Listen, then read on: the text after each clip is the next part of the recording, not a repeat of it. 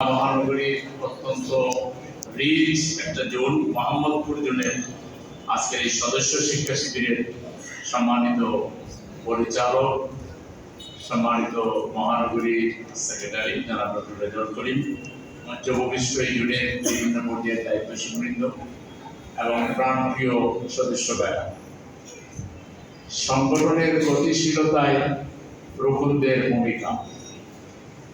রুকুন itself আমাদের সংগঠনের একটা ডাইনামিক পজিশনের নাম, যারা নিজ দায়িত্বে আল্লাহকে হাজির নাজির রেখে তারা সুযোগ ছিল অন্য সাধারণ কর্মীদের মতো কাজ করতে পারতেন, কিন্তু সেই সুযোগটাকে নিজ হাতে বন্ধ করে দিয়ে আল্লাহকে পাওয়ার জন্য একটা কঠিন শপথে যারা আবদ্ধ হন, তাদের দ্বারা সংগঠন গতিশীল হবে এটাই স্বাভাবিক।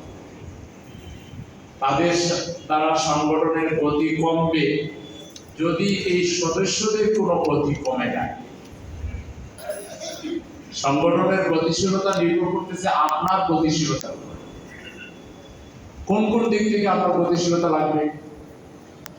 এক নম্বর হলো, আগে আপনি যে পড়ালেখা করেছেন সেটা সিলেবাস শেষ করার জন্য, রুকুন হওয়ার জন্য সংগঠনের ঊর্ধ্বতন তাগিদ ছিল।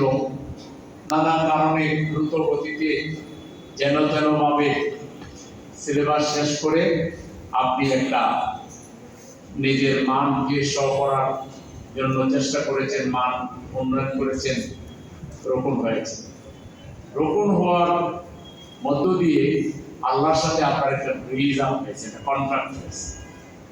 এই কন্ট্রাক্ট অনুযায়ী আপনি আল্লাহর কাছে ওয়াদা করেছেন যে আপনি ওই অর্থে কোরআন বোঝার জন্য আল্লাহর কাছে কায়েম মোবাইলকে ফরিয়াদ করা, ধর্ণা দেওয়া, কান্নাকাটি করা।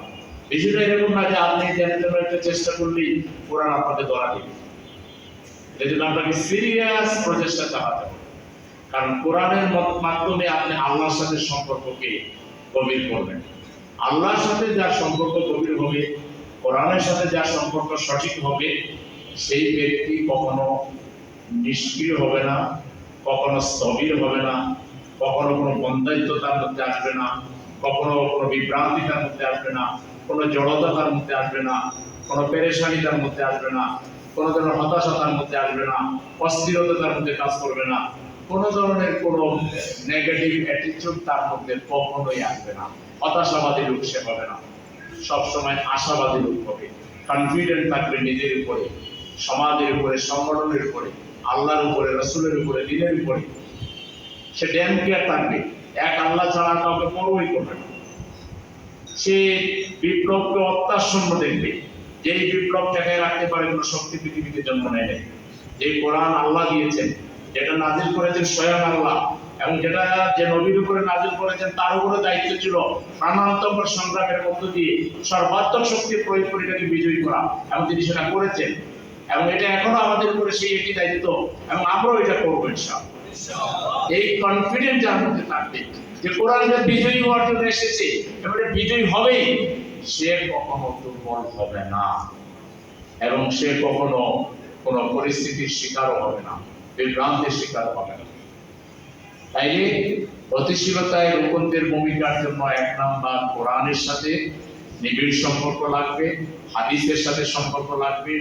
ইসলামী সাহিত্য পড়াটাকে, কোরআন হাদিস ইসলামী সাহিত্য পড়াকে আপনি একটা মজ্জাগত ব্যাপার, এটা না করলে আপনার জীবনই চলবে না, আপনার পা অচল হয়ে যাবে, আপনার অন্য কোনো কাজই সামনে আগাবে না। আপনি সব কিছুর উপরে অগ্রাধিকার দিয়ে যখন কোরআন হাদিস ইসলামী সাহিত্যকে আত্মস্থ করতে পারবেন, রপ্ত করতে পারবেন, এবং কোরআন হাদিসকে সব কিছুর উপরে অগ্রাধিকার দিবেন, সাহিত্য অধ্যয়নকে অগ্রাধিকার দিবেন, জ্ঞান চর্চায়, জ্ঞান সাধনা, এটা আপনার এমন একটা কম্পালসারি একটা বিষয় হবে। কেউ বাইরে থেকে আপনাকে পুশ করা লাগবে না। কোরআন না পড়লে, হাদিস না পড়লে, সাহিত্য না পড়লে আপনি যেন একটা অজ্ঞানতার সাগরে হাবুডুবু খাচ্ছেন, আপনি যেন কেউ যেন খেয়ে হারিয়ে ফেলছেন, আপনি তখন দিশা হারিয়ে ফেলছেন, আপনার রাতের ঘুম নষ্ট হয়ে যাবে। মাঝে মাঝে রাতের ঘুম নষ্ট হয়ে যাবে, ঘুম আসে না কেন? খোঁজ নিয়ে দেখা যাবে কোরআন উদ্ধার হয় না, হাদিস উদ্ধার হয় না, সাহিত্য উদ্ধার হয় না। রিপোর্ট রাখা হয় নাই, এটা আপনার ঘুম থেকে আপনাকে উঠে ফেলবে, তার সাইডে আবার ঘুমে যাবে। এরকম একটা ব্যাপার যদি না হয় রোপণ দেয়, তাহলে ভাই আপনার গতি, আপনি অন্তরে কি গতি দিবেন? আপনার পিছনে বরং জ্যাক লাগানো লাগবে, আপনার ঠেলানো লাগবে, পুশ করা লাগবে, আপনার পিছনে আরো সংগঠনের সময় নষ্ট হবে, আপনিও খুব বদার ফিল করবেন, সংগঠনও দারুণভাবে আপনার ব্যাপারে মুখে না বললো মনের দিক থেকে দারুণভাবে খুব খারাপ একটা ধারণা এটি কি রূপ হইল বললো পড়িন না সলাতি ও নুসুকি ও মাহিয়াই আমাদের এমন তার প্রতিনিয়ত চালানো লাগে, ভাই রিপোর্ট রাখো, ভাই কোরআন পড়ো, হাদিস পড়ো, সাহিত্য পড়ো, 5% দাও, এটা নাই সেটা নাই। এটা তো লোকদের হওয়ার কোনো প্রশ্নই না, এটা হলো কর্মীদের চরিত্র, এটা হলো সাধারণ সমর্থকদের চরিত্র।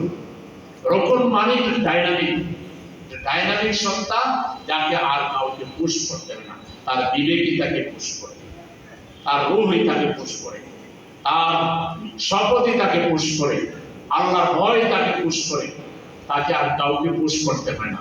এর নাম হচ্ছে রোপণ। তাই জ্ঞানের দিক থেকে গতিশীলতা যদি থাকে, তাহলে রোপণের গতিশীলতা থাকবে।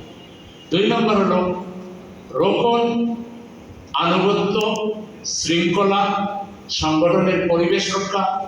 সংগঠনের বিন্দুমাত্র কোনো ক্ষতি হবে, বিন্দুমাত্র কোনো অঙ্গচ্ছেদ হবে, সংগঠনের বিন্দুমাত্র কোনো সংগঠনের পরিবেশ নষ্ট হবে, এটা রোপণ কখনো অস্বীকার কারণ কল্পনা করতে পারে না। এই জন্য রোপণ হইল সংগঠনের পাহারা, পিলার। সে নিজের আত্মগঠনের পাশাপাশি, পরিবার গঠনের পাশাপাশি সংগঠনকে হেফাজত করার জন্য একজন পিলারের ভূমি, একজন পাহারাদারের ভূমিকা সে পালন করবে। রোপণ কখনো গীবত চর্চা করবে না, রোপণ কখনো কাউকে আন্ডারমাইন করবে না, কাউকে ওভার এস্টিমেটও করবে না, রোপণ কাউকে কখনো অসম্মান করবে না। রোপণ থাকবে সদা সুশৃঙ্খল, আনুগত্যশীল এবং সব সময় সে থাকবে আত্মবিশ্বাসী একজন মানুষ। কখনো তার আত্মবিশ্বাসী কোনো কমতি হবে না এবং সে কখনো অসহিষ্ণু হবে না, অধৈর্যশীল হবে না। ছোটখাটো ব্যর্থতা থাকবে, মানুষ মাত্রই এখানে 100% কোনো কিছু পাওয়া যাবে না। কিছু একটা এদিক ওদিক হইলেই অসহিষ্ণু হয়ে যাওয়া, অধৈর্যশীল হয়ে যাওয়া, এগুলোর উপরে দিতে হবে না। তার হলো রোপণ নিজেকে একজন সর্বোচ্চ মানের আলা দারাজার দায়িত্বশীল লোক হিসাবে নিজেকে গড়ে তুলবে। জ্ঞানের দিক থেকে, আনুগত্যের দিক থেকে, চরিত্রের দিক থেকে এবং কর্মীদেরকে ভালোবাসার দিক থেকে, কর্মীদেরকে আপন বানানোর দিক থেকে, সহযোগীদেরকে আপন বানানোর দিক থেকে রোপণ একজন দায়িত্বশীল মানের একজন ব্যক্তি হওয়ার জন্য সে আপ্রাণ চেষ্টা চালাবে। তার কাছে এসে লোকের আশ্রয় খুঁজে পাবে, তার কাছে এসে লোকেরা সমস্যার সমাধান পাবে। জ্ঞানগত সমস্যা, আমলগত সমস্যা, পারিপার্শ্বিক সমস্যা, রাজনৈতিক সমস্যা, যে কোনো ধরনের তার ব্যক্তিগত, পারিবারিক, বৈষয়িক বিষয়ের সমস্যার সমাধান রোপণের কাছে এসে লোকেরা পাবে। রোপণকে সেই দায়িত্বশীলতার অনুসরণ করতে হবে, তাকে তার উপরে লোকেরা আস্থা রাখতে পারে, সেই আস্থার জায়গাটা রোপণকে সৃষ্টি করতে হবে। এরপর রোপণের যেটা অন্যতম কাজ, রোপণ হবেন একজন শ্রেষ্ঠ মানের দাঈ আল্লাহ, একজন আলা দারাজার দাঈ আল্লাহ। তিনি তার 3 ঘন্টা সময় যদি সংগঠনকে দেন, কমপক্ষে 1.5 থেকে 2 ঘন্টা তিনি দিবেন মৌখিক এবং আমলি দাওয়াতের মাধ্যমে মানুষকে দিনের পথে আনার জন্য। পাগল পাড়া ভূমিকা তিনি পালন করবেন, অগ্রণী ভূমিকা পালন করবেন, নেতৃস্থানীয় ভূমিকা পালন করবেন। তিনি প্রতিদিন তার আগের অবস্থার চেয়ে অনেক বেশি